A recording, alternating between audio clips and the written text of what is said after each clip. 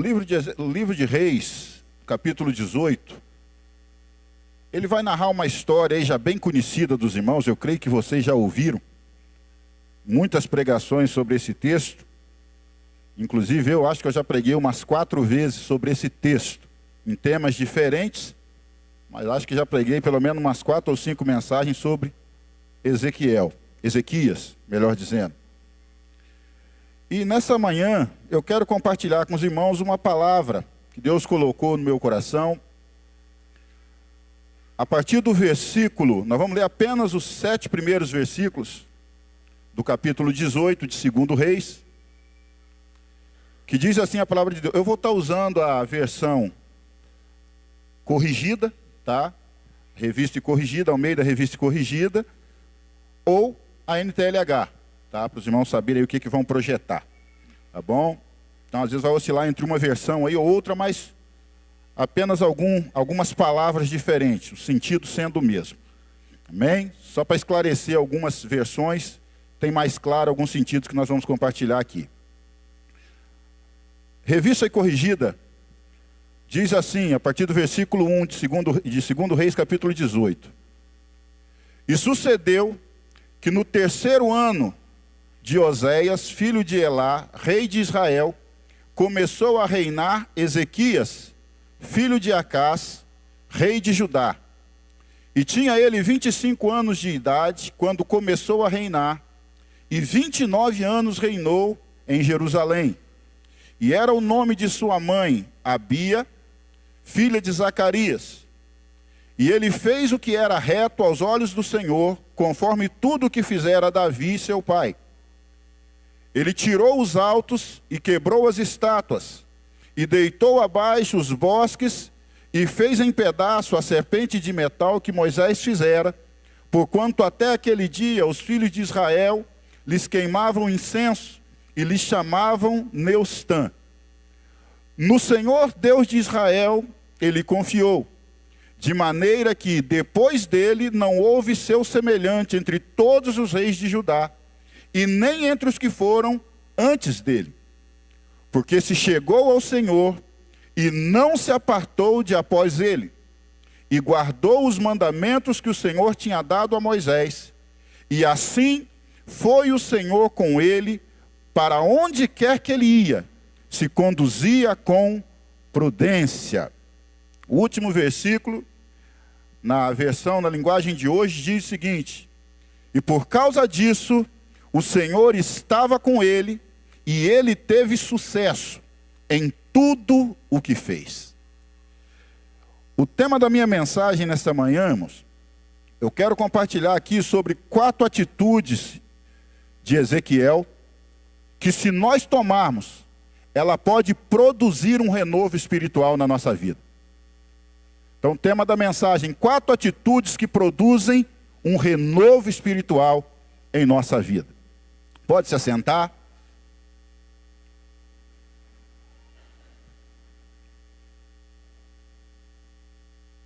Queridos, o texto começa falando aqui, começa dando uma breve genealogia de Ezequias. Para aqueles que já leram o livro dos reis, vai saber que Ezequias, filho de Acás, e esse Acás foi o pior rei que Judá teve.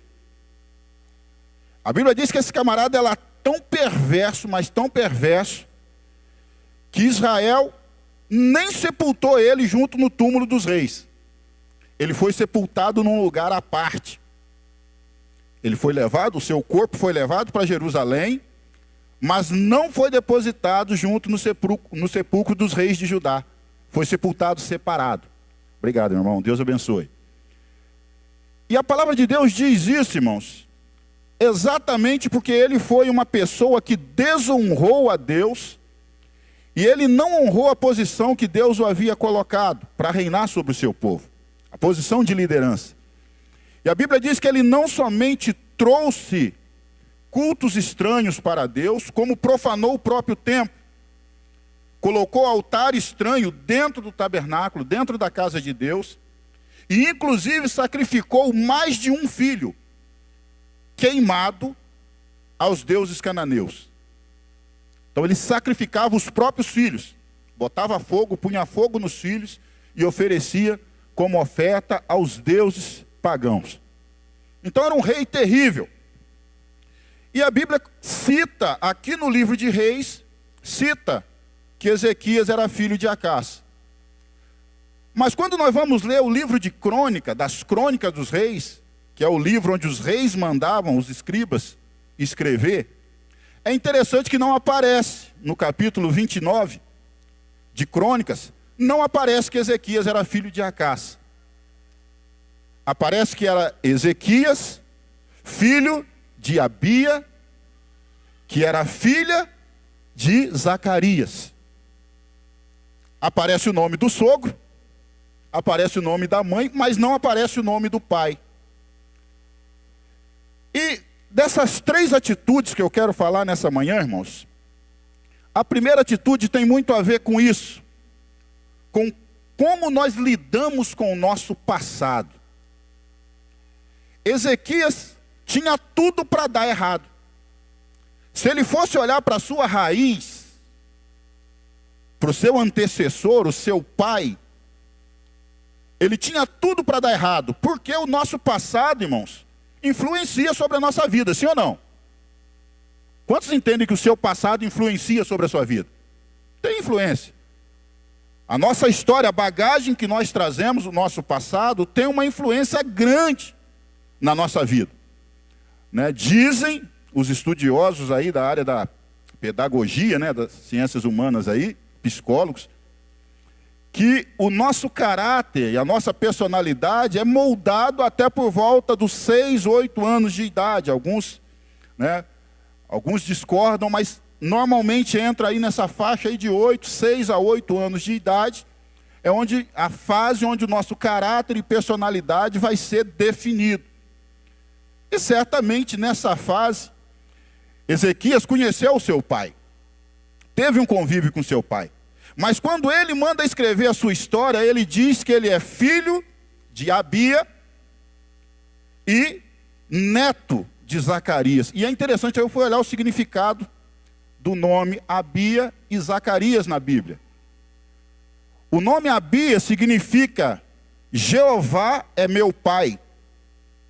E Zacarias significa aquele de quem Deus lembra, ou lembrado por Deus.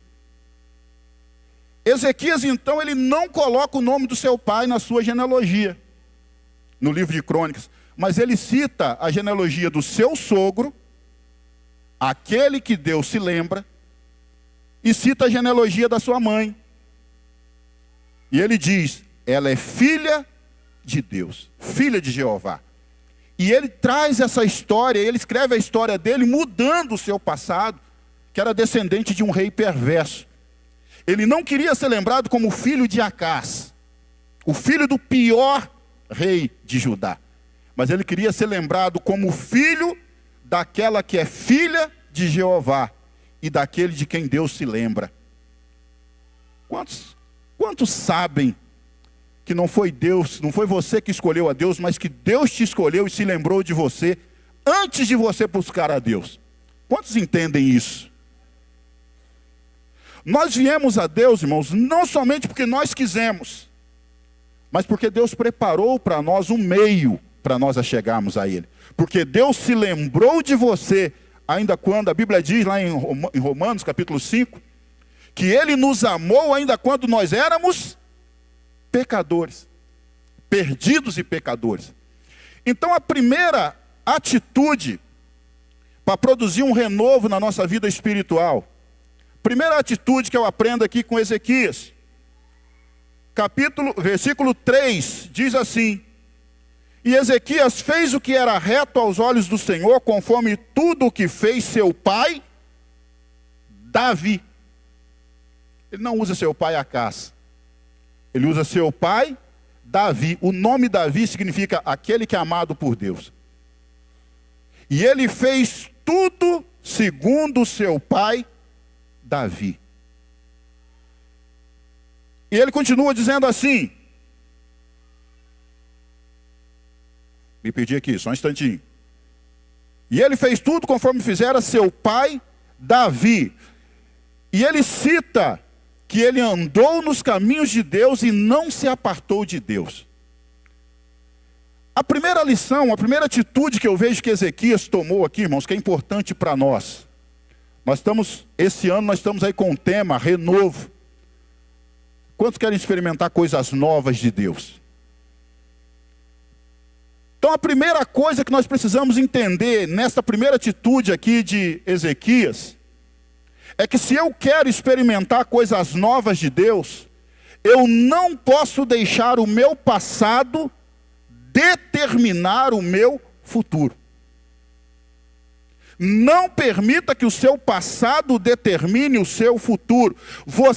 Por mais que você tenha uma história triste, talvez você teve um pai abusivo, teve uma infância difícil, ou está tendo uma infância difícil, ou tem uma situação complicada na sua vida. Mas Ezequias não deixou que o seu passado de erro determinasse o seu futuro. Então a primeira atitude, se você e eu queremos viver um renovo, queremos ver Deus fazer coisas novas na nossa vida, não permita que o seu passado determine o seu futuro. Vamos repetir isso? Não permita que o seu passado determine o seu futuro. Você pode tomar posse disso? Querido, eu vejo pessoas dizendo que...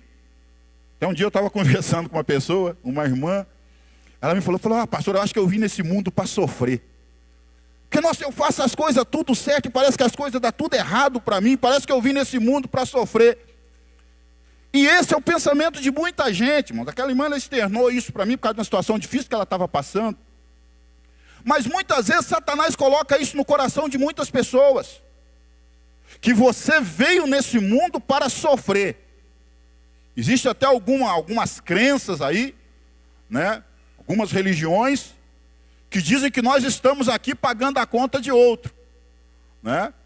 Que nós estamos nesse mundo para desenvolver o nosso espírito. Então muitas vezes você está aqui sofrendo, não porque você fez algo errado, mas porque você está pagando a conta de uma outra encarnação.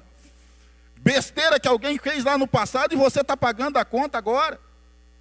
E tem pessoas que acreditam piamente nisso, irmãos.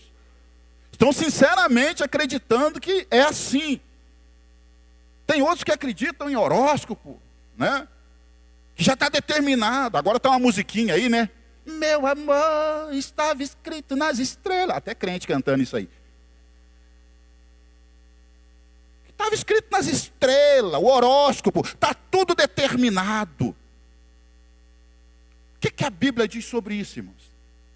Será que as situações de adversidade, será que o que nós estamos passando, sofrimento, adversidade, será que isso é realmente algo que está determinado pelas estrelas, pelo horóscopo? Irmão, esse dia o meu menino chegou lá em casa falando, pai, um dia eu estava conversando com a pessoa falou, de qual signo você é? Crente, perguntando de qual signo eu era.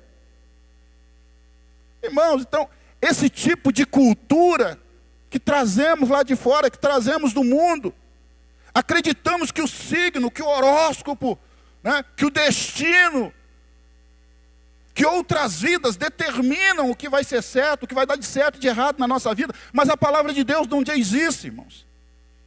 E se nós queremos ter um futuro promissor, nós precisamos quebrar algumas crenças limitantes, alguns sofismas que são implantados em nosso coração, em nossa mente. O que a palavra de Deus diz sobre isso? Vamos lá. Livro de Ezequiel, capítulo 18, versículo 23, todo o capítulo, na realidade, depois você pode dar uma lida, mas eu quero ler só alguns versículos. Ezequiel, capítulo 18, versículo 19 ao 23. Ele diz assim, vocês me perguntam, Israel perguntando para Deus, por que o filho não sofre por causa do pecado dos pais? A resposta é essa. É porque o filho fez o que era correto e bom. Ele guardou as minhas leis e as seguiu cuidadosamente. E por isso é certo que ele viverá. aquele que pecar é o que vai morrer. O filho não sofrerá por causa do pai, o filho não sofrerá por causa dos pecados do pai, nem o pai por causa dos pecados do filho. A pessoa boa será recompensada por fazer o bem, e a pessoa má sofrerá pelo mal que praticar. Se um homem mau parar de pecar, e se ele guardar as minhas leis, e se fizer o que é certo e bom, não morrerá. É certo que ele viverá. Todos os seus pecados serão perdoados.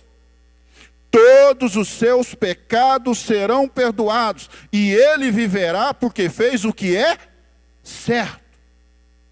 Versículo 23, para a gente terminar. Vocês pensam que eu tenho prazer na morte do ímpio? Ou no homem mau que morre? Pergunta o Senhor. Não tenho. Antes, eu gostaria muito mais que ele se arrependesse e vivesse.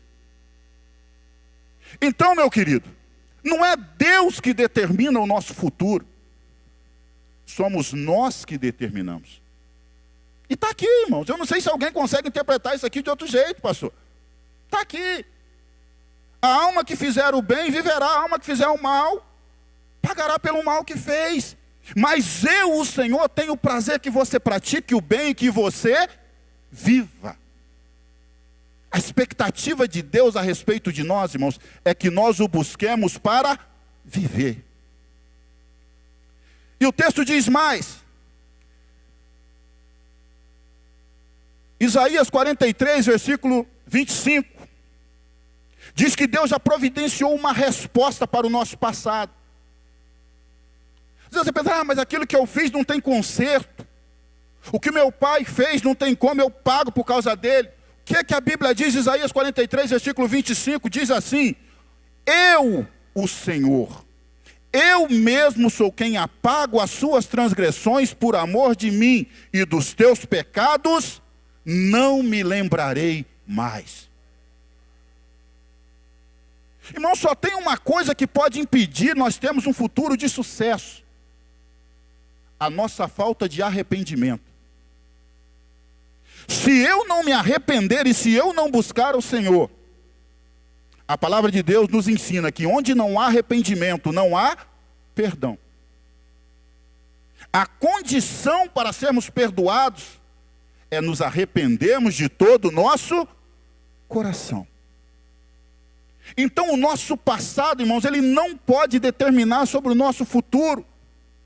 A palavra de Deus diz em Hebreus, no capítulo 2, se hoje ouvires a voz do Senhor teu Deus, não endureça o seu coração. Se Deus te convenceu do pecado hoje, se o Espírito Santo está te mostrando que o caminho está errado, que precisamos mudar de rota, mude, porque Deus tem uma vida de vitória para você. Amém? Deus tem uma vida de vitória para você, e o seu passado não pode determinar o seu futuro. Influenciar sim, determinar não.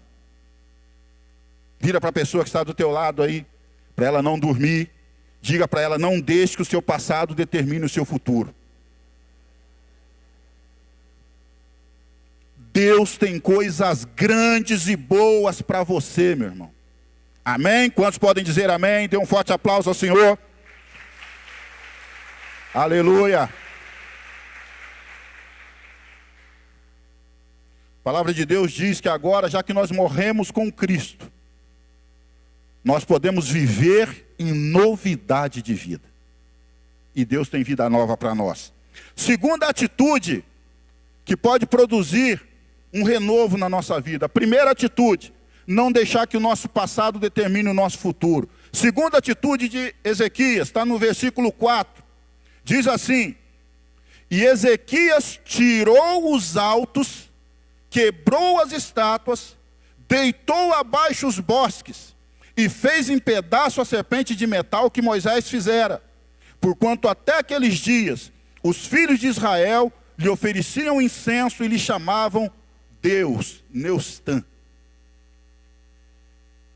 Segunda atitude: destrua todas as pontes que te ligam ao seu passado de pecado.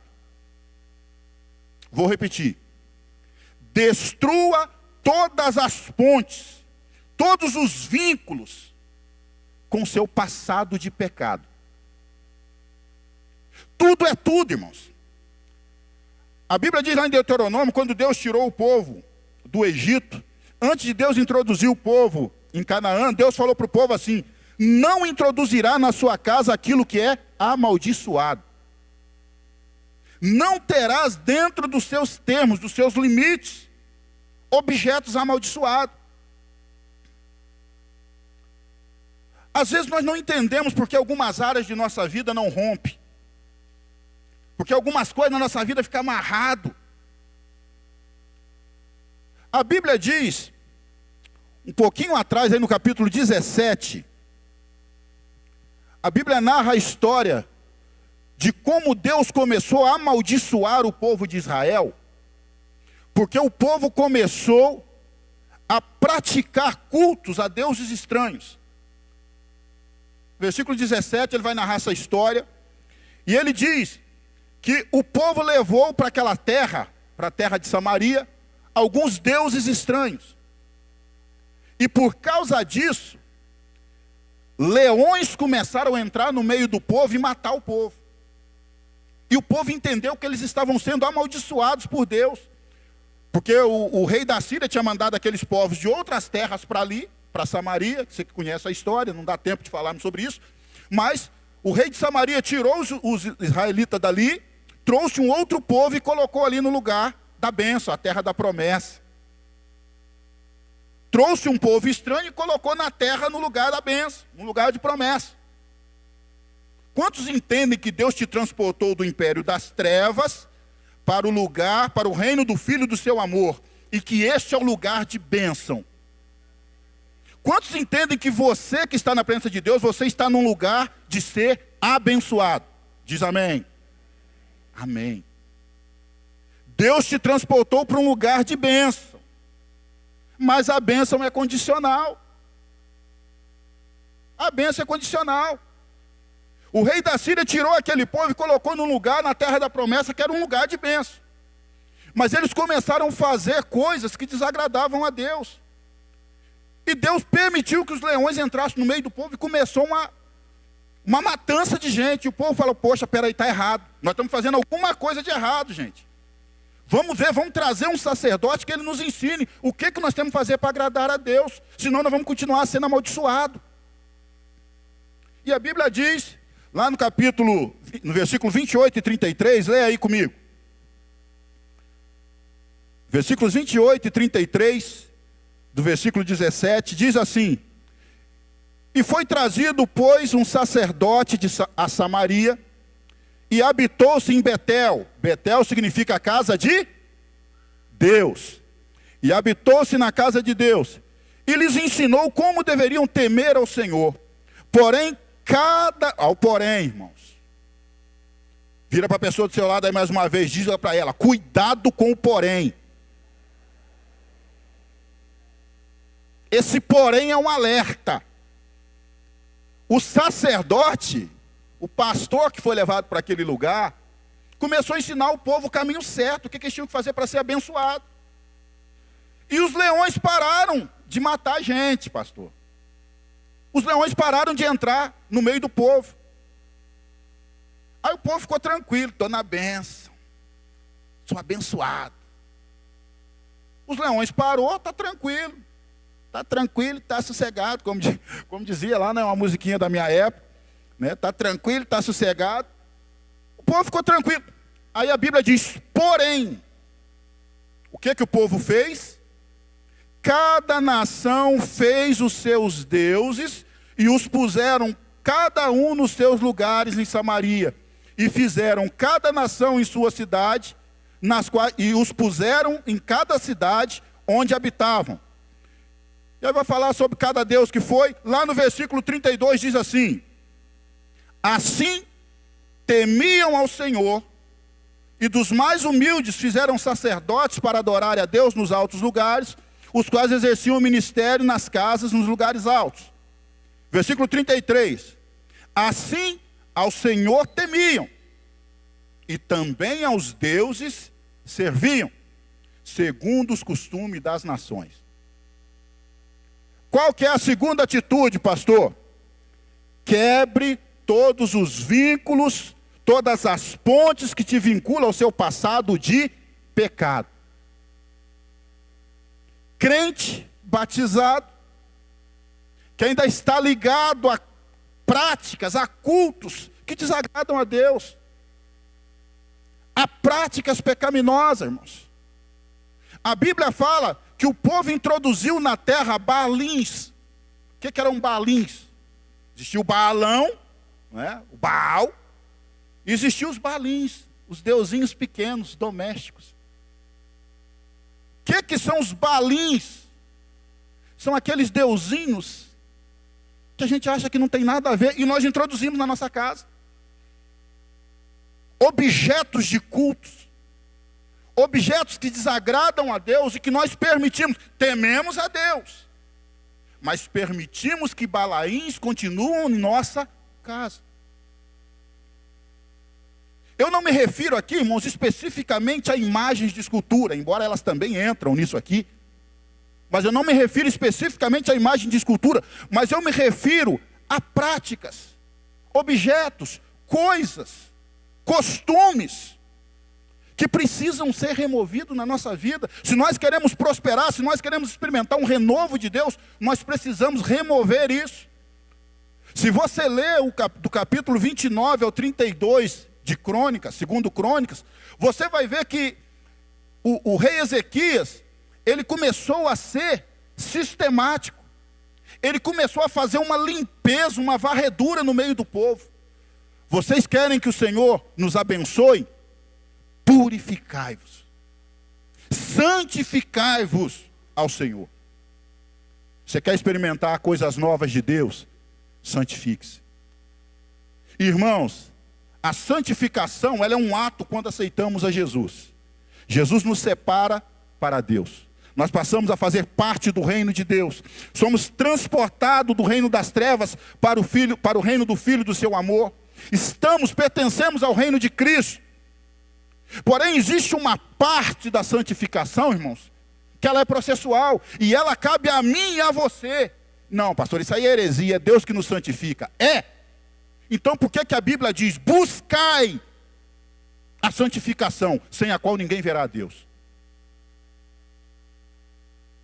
Existe uma parte, irmãos, que nós precisamos consentir, que nós precisamos nos abrir, que nós precisamos buscar. A Bíblia diz, irmãos, que Ezequias derrubou os altos, quebrou as estátuas, cortou as árvores onde havia cultos pagãos, quebrou. Não, mas a serpente foi Moisés que fez, foi Moisés. Esse é santo, esse é santo, foi Moisés que fez a serpente. Tem aqueles pecadinhos, tem aquele Balaim, né? Aquele Baalim, que nós não queremos abrir mão. Não, abro mão de tudo, mas disso aqui não.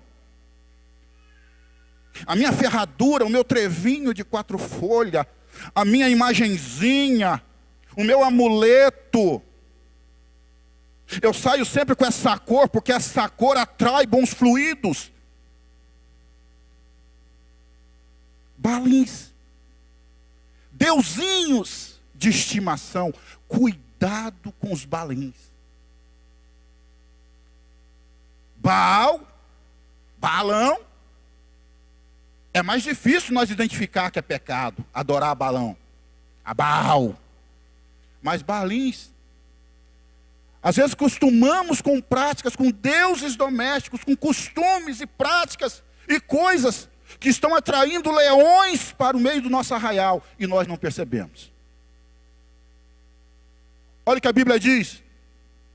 Provérbios 26, versículo 2.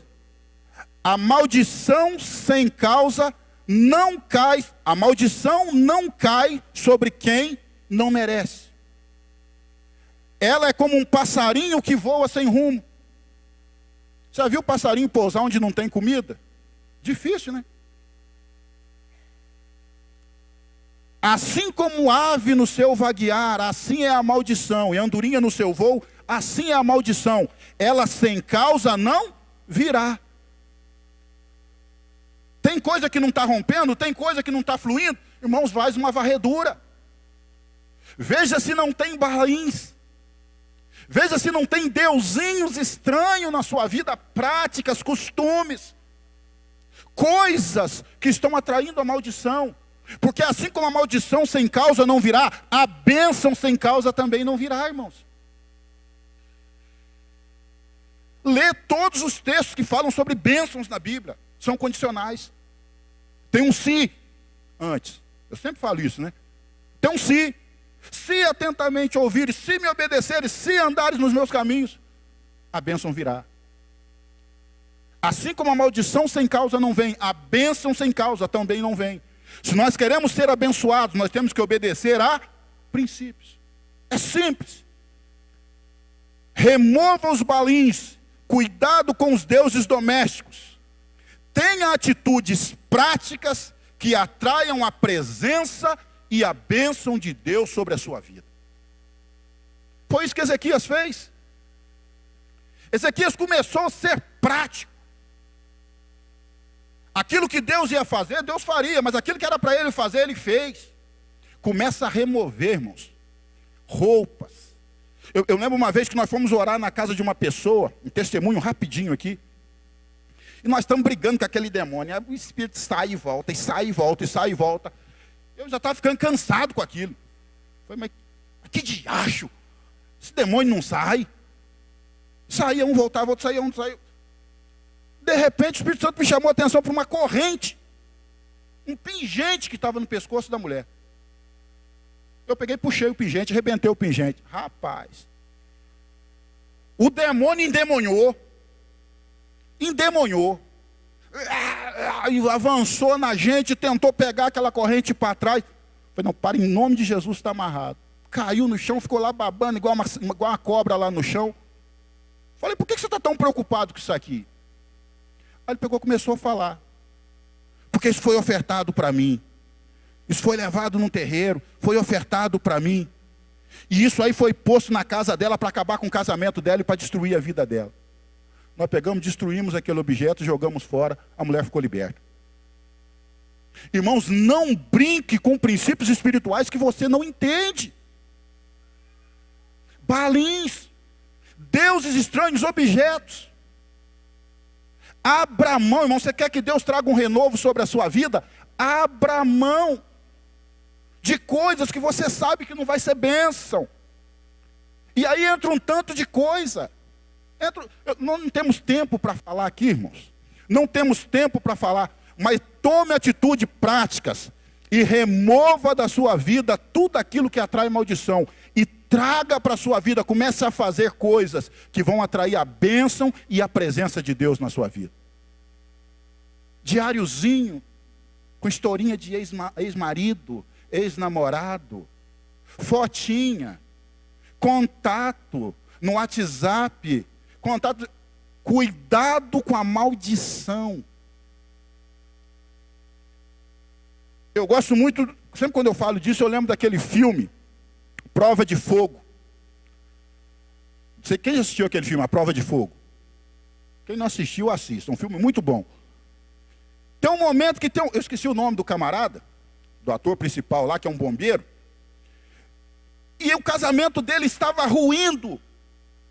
Estava acabando com o casamento dele por causa de prostituição. Pornografia. O casamento dele estava ruindo. E ele não conseguia. A esposa dele brigava com ele, ele ia lá, o dedinho coçava, ele ia lá e entrava. E via lá as beldades, né? Via. Se deleitava no balins, no seu deusinho doméstico. Se deleitava no pecado. Aí, numa certa altura do filme, ele começou a orar e buscar a Deus direção para Deus restaurar o casamento dele. E ele não conseguia vencer aquilo ali, a pornografia, ele não conseguia. Aí dá um dado momento no filme que ele vai lá, pega o computador, sai lá fora com o computador e com o taco de beisebol. Joga o computador no chão e senta o taco de beisebol no computador e despedaça todo o computador. Irmãos, isso ilustra para nós que tem certas coisas na nossa vida, irmãos, que nós temos que ter uma atitude radical. Temos que ter atitudes radicais com o pecado. Aquilo que te leva a pecar, aquela ponte que te liga ao seu passado de pecado, quebra, destrua. Essa atitude vai atrair a bênção de Deus na sua vida. Sem muito mimimi, sem muito cuidado. Ah não, temiam ao Senhor. Olha o que o texto diz, irmãos. De forma que eles temiam ao Senhor, mas nos altos e em suas casas, eles tinham os baalins. Eles continuavam com práticas. Vinham no culto domingo, temiam ao Senhor, mas na sua casa, no final de semana, né? Entenderam, né? Não precisa ser mais claro, né? Vem para o culto no domingo e na sexta-feira vai para outro lugar. No sábado vai para outro lugar. Vem no Ponte Gospel no sábado até as 9, 10. Depois vai para outro lugar, cultuar baalins. Como a bênção de Deus vai ser atraída, irmãos? Como vai vir renovo, como vai vir avivamento, se não removermos baalins? Quem está entendendo, diga amém. Dê um forte aplauso ao Senhor. Aleluia. Aquele que encobre as suas transgressões nunca prosperará, mas quem as confessa e deixa alcançará a misericórdia. Provérbios 28, 13. Prepare o ambiente para o agir de Deus. Tiago capítulo 1, versículos 21 e 22 diz assim: por isso, irmãos, rejeitando toda imundície e acúmulo de maldade, receba com mansidão a palavra de Deus, que é enxertada em vossos corações, porque por meio dela vocês podem salvar a sua alma. Versículo 22, e sejam cumpridores da palavra, e não somente ouvintes, enganando-vos com falsos discursos. Mas aquela palavra do pastor de domingo, hein? Rapaz, forte, hein? É forte a palavra. Lembra da palavra até na segunda na célula. Terça-feira já esqueceu de tudo. Sede ouvintes praticantes da palavra. Porque é a palavra que vai produzir a salvação. É o viver, a prática da palavra é que vai atrair a bênção de Deus. Porque Deus tem compromisso com a sua palavra. Terceira atitude. Deixa eu correr. Terceira atitude, versículo 6. Diz assim: porque Ezequias se chegou ao Senhor. Repita comigo: se achegou ao Senhor. Não se apartou dele. E guardou os seus mandamentos. Três coisas que Ezequias fez: se achegou ao Senhor, não se apartou dele e guardou os seus mandamentos. O que isso tem a ver, pastor? Terceira atitude: desenvolva uma mentalidade progressiva e constante. Por que progressiva e constante? Não adianta nós sermos apenas constantes. Nós precisamos ser progressivos. Lembra da visão de Ezequiel, perdão? Eu sempre confundo Ezequias com Ezequiel. Lembra da visão lá de Ezequiel? Do rio, as águas do trono, que saíam do trono, que simbolizavam o Espírito Santo, que fluía do trono de Deus e levava a vida para as nações. Lembra? O rio começava pegando no artelho, depois pegava no joelho, depois na cintura, depois nos lombos, depois já não dava mais para andar. Tinha que ser na braçada, porque o rio é que levava. Não adianta nós sermos constantes, não adianta nós ficarmos parados ali com águas no joelho. E Deus falou muito isso comigo, irmãos, essa semana. Eu meditando nessa palavra, Deus falou muito isso comigo. Irmãos, às vezes nós chegamos em algum ponto da nossa vida espiritual que nós temos uma tendência a nos acomodar. Rapaz, não está bom. Tá bom. Ó, Rapaz, eu estou lendo a Bíblia, eu cito o versículo bíblico mais do que todo mundo. Eu conheço a Bíblia mais do que todo mundo. Eu oro mais do que todo mundo. Eu vou mais na vigília do que todo mundo. Cuidado com a inércia espiritual. Você é constante, mas está parado. Você está constantemente numa posição, mas você não avança para dentro do rio. E a proposta de Deus para o profeta era o quê? Filho do homem, ande para dentro do rio.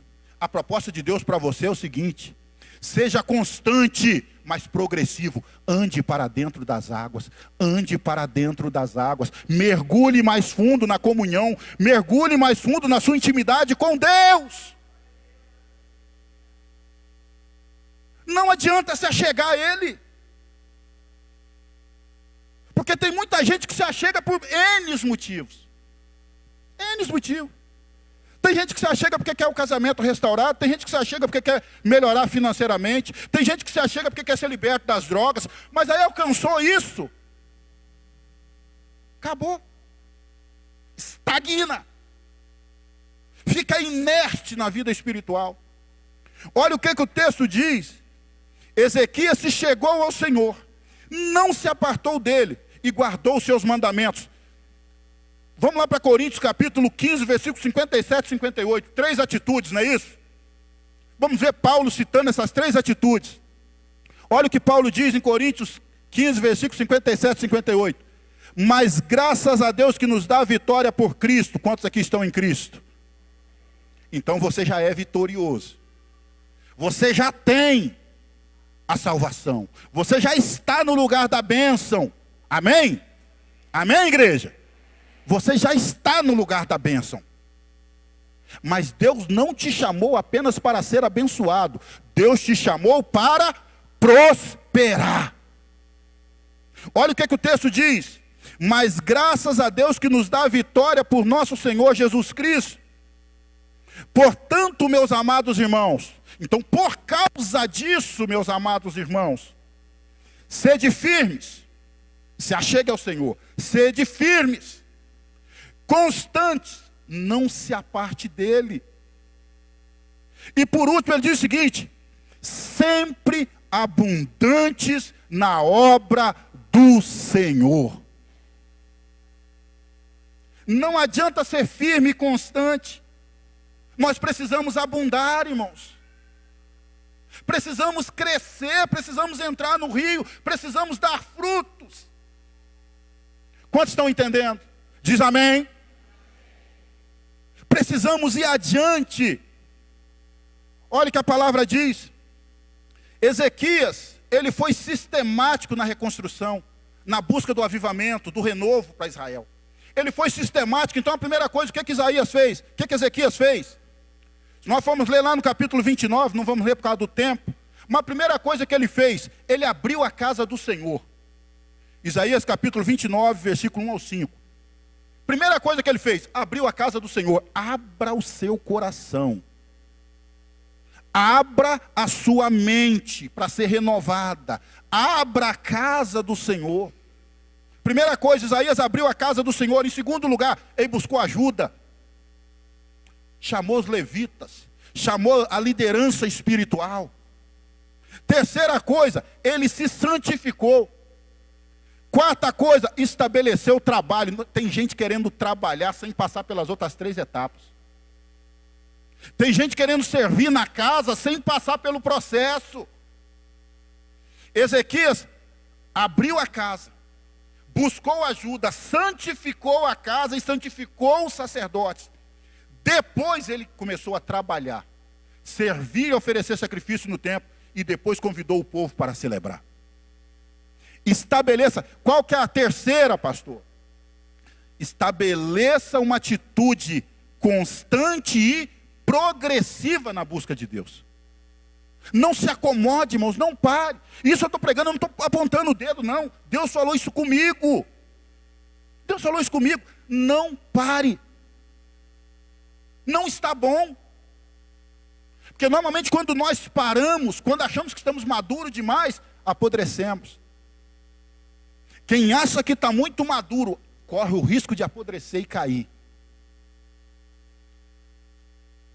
Seja abundante no seu relacionamento com Deus. Seja firme, constante e sempre abundante. Olha o que a Bíblia diz. Oséias capítulo 6, versículo 3. Diz assim: conheçamos e prossigamos em conhecer ao Senhor. Conheçamos, nos acheguemos a Ele e prossigamos em conhecer. Aprofunde-se no relacionamento com Deus. Provérbios capítulo 4, versículo 18. Mas a vereda do justo é como a luz da aurora, que vai brilhando mais e mais até ser dia perfeito. Não é para você parar naquela luzinha lá do amanhecer. Deus quer que você resplandeça a sua luz. Deus quer que a sua luz e o seu calor aqueça a vida de outros. Constante, firme, constante. E por último, abundante. O que é ser abundante? Sede firmes, constantes e sempre abundantes na casa do Senhor, sabendo que o vosso trabalho do Senhor não é vão. O que é ser abundante, irmãos? Prepare-se para frutificar e alimentar outros. Ser abundante é você ter não só para suprir a sua necessidade, Mateus, mas para você compartilhar com outros. Você está entendendo? Quantos estão entendendo? Diz amém. Seja abundante. Deus não quer te abençoar só para que você seja feliz e satisfeito, um cristão alegre. Não, Deus quer te abençoar para que você possa produzir frutos e alimentar a outros. Senão é melhor Deus te tirar. Sabe o único motivo da igreja estar aqui na terra, irmãos? Porque ainda existem pessoas para serem alcançadas pelo Evangelho. Lembra da parábola de Jesus, aquela árvore que não dá fruto? O que é que Jesus fez? Olha a foice, olha a faca, olha a foice, né? Não quer dar fruto? Sai daí, para de ocupar o terreno inutilmente. Foi isso que Deus disse. Não é isso que diz a parábola? O senhor da seara passou várias vezes ali, olhou para aquela árvore, nada da árvore produzir fruto. Aí pegou a foice. Aí veio o agricultor, Jesus, pai, segura a foice. Segura a foice, deixa eu estercar, deixa eu adubar, deixa eu dar mais umas palavras, deixa eu dar mais uns direcionamentos para ele, para ver se ele frutifica. Mas cuidado com a foice, continua na mão do agricultor, irmãos. Não dê bobeira. Não dê bobeira. A expectativa de Deus para nós, irmãos, é que nós frutifiquemos. Sejamos abundantes. Você tem que ser bênção na vida de outros. Tinha uma música que a gente cantava antigamente, que eu era preocupado com aquela música. Não importa o que vão pensar de mim, eu quero é Deus. Né? Como assim não importa o que vão pensar de mim? Importa sim, irmãos. E importa muito o que vão pensar de você.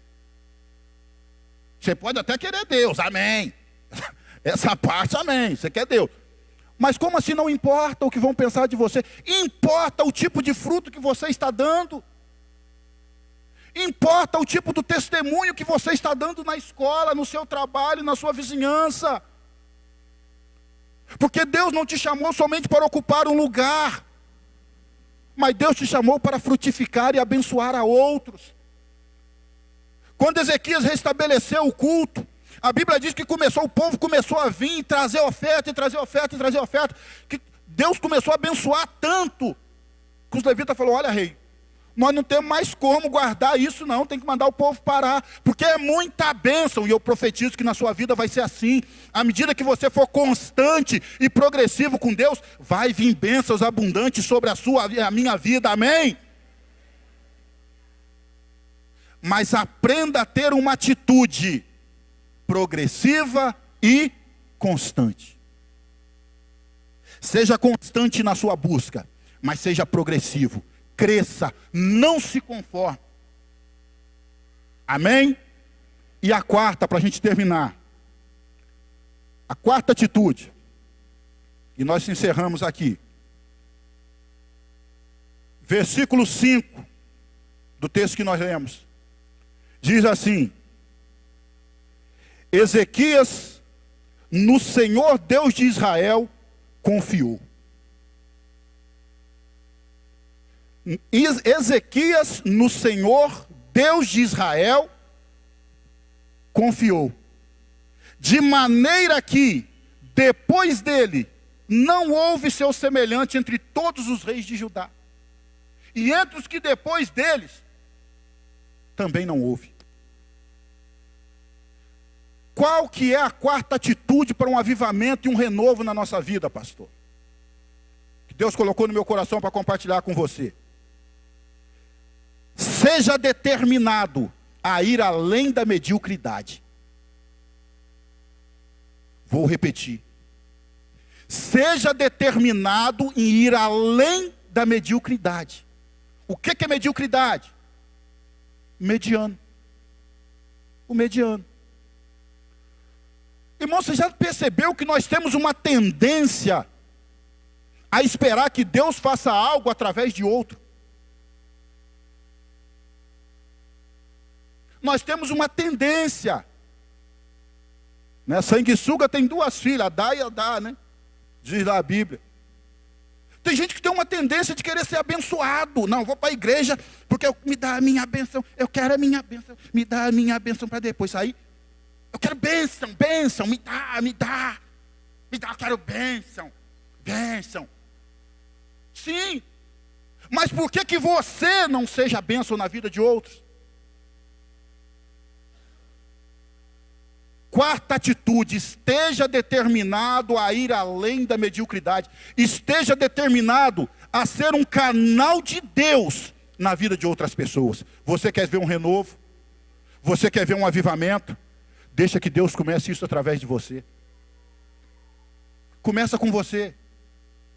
Nós não precisamos ficar na expectativa. Vamos ver o que Deus vai fazer através da vida do pastor César, hein? Pastor César, sua esposa, homem de Deus, hein? Homem de Deus. 2024 vai bombar. Vai vir um avivamento. Não. Ezequias, irmãos, era o improvável. Interessante, eu me esqueci. Sabe o que significa o nome Ezequias? Ezequias significa aquele a quem Deus fortalece. Aquele a quem Deus fortalece. Se você estiver disposto, irmãos, a ser usado por Deus, se você estiver disposto a ser um canal de bênção na vida de outros, você não vai sozinho. Você não irá sozinho, porque eu sou o Senhor que te fortaleço, diz o Senhor.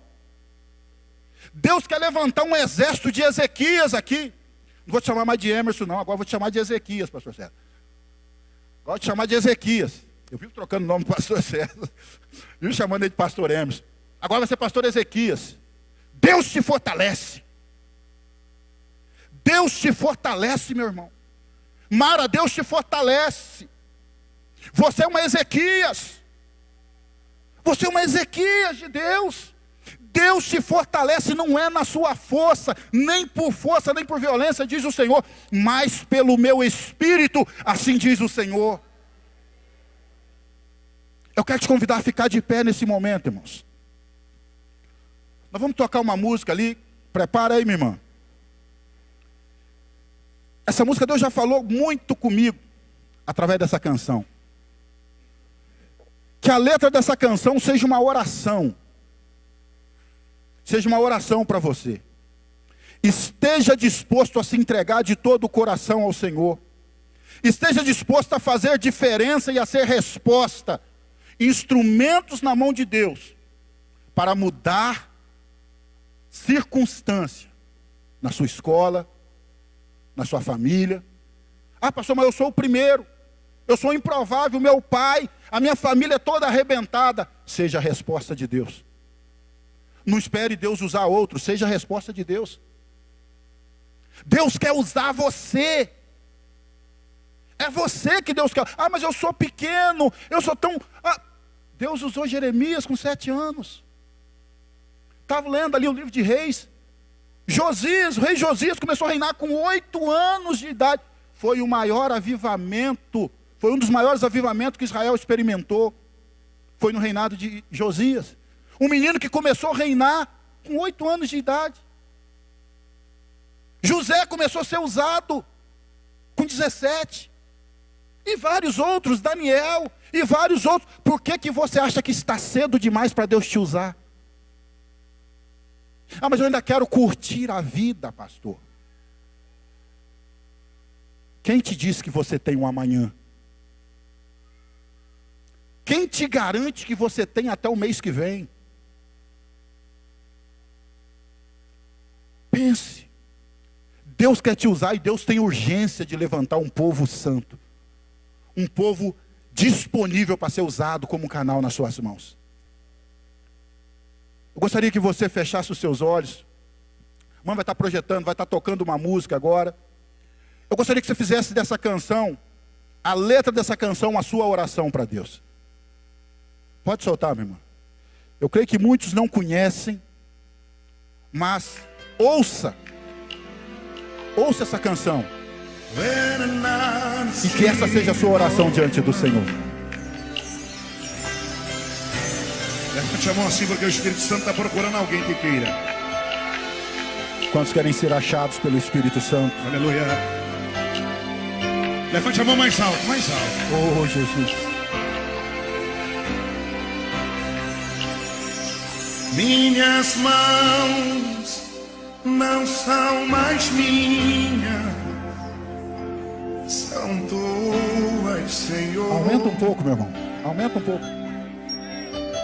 Em tuas mãos eu as entrego como instrumento de amor. Você quer que Deus use as suas mãos como esse instrumento? Usa minhas mãos para abençoar alguém que precisa de um milagre. Faça as minhas mãos as tuas mãos e muda hoje a história de alguém. Cante. Cante esse refrão. Usa-me. Cante. Usa-me, Senhor. Se as minhas mãos te servem, usa-me. Canta mais uma vez. Usa-me, usa-me, Senhor. Se as minhas mãos, se te serve a minha vida, se quem está aqui para adorar, levante a mão mais alto.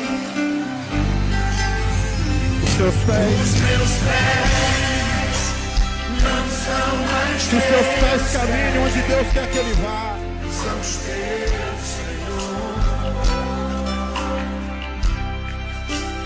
Ao teu querer eu os entrego como um veículo.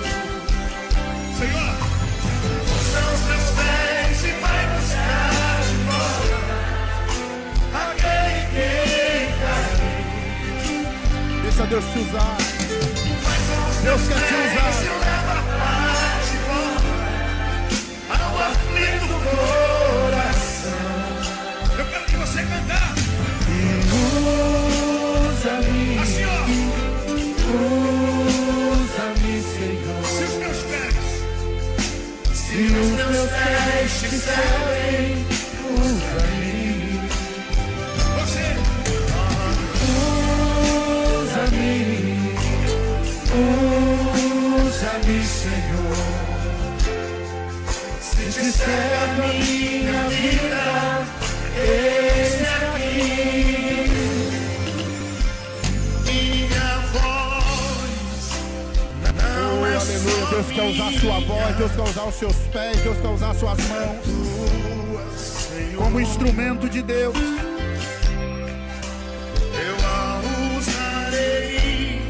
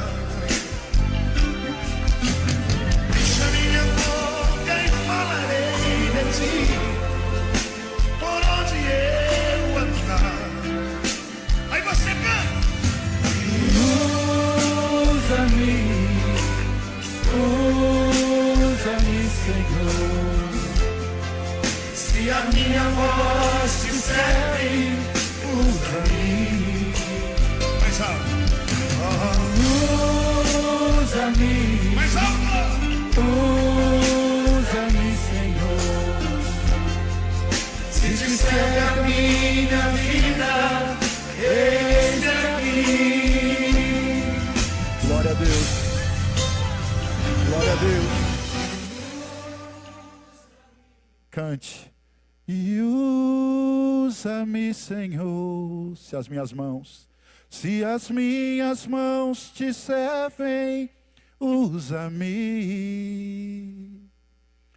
E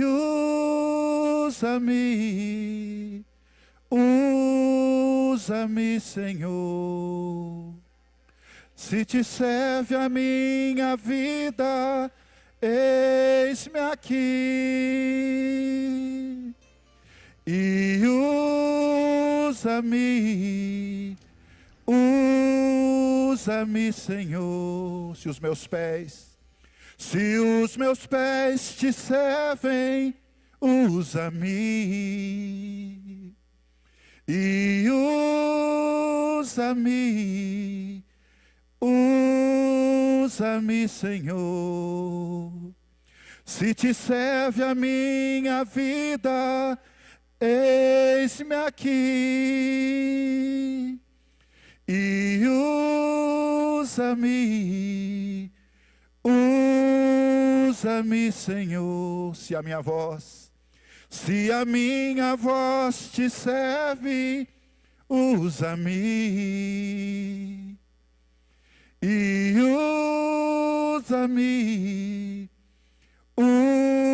usa-me, Senhor. Se te serve a minha vida, eis-me aqui. Quantos querem ser usados pelo Senhor? Dê um forte aplauso ao Senhor.